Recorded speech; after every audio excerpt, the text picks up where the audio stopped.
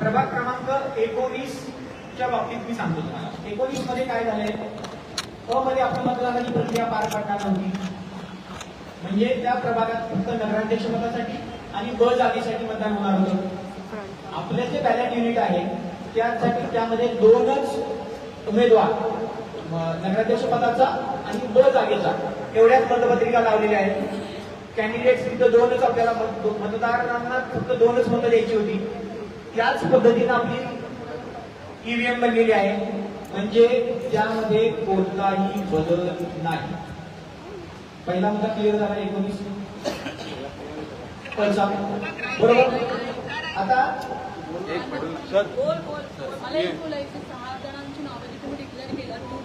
निवडणूक निर्णय अधिकारी किंवा निवडणूक निर्णय अधिकारी नसेल तर सहाय्यक निवडणूक निर्णय अधिकारी घोषित करू शकतात. या 2 व्यतिरिक्त राज्यात कोणीही नाही. संपला विषय. ठीक आहे. आता 19च्या मतदान, 19 प्रभागातल्या 19च्या मतदान प्रक्रियेबद्दल मी तुम्हाला सांगत होतो की आपलं बॅलेट युनिट जे आहे त्याच्यावर आपण मतपत्रिका कशा लावतो. नगराध्यक्ष, जागा क्रमांक अ, नंतर जागा क्रमांक. जागा क्रमांक अ ची मतदानाची प्रक्रिया पार पडणार नव्हती, त्यामुळे 19 प्रभागामध्ये आपण नगराध्यक्षाची आणि त्यानंतर डायरेक्ट ब जागेची मतपत्रिका लावलेली आहे.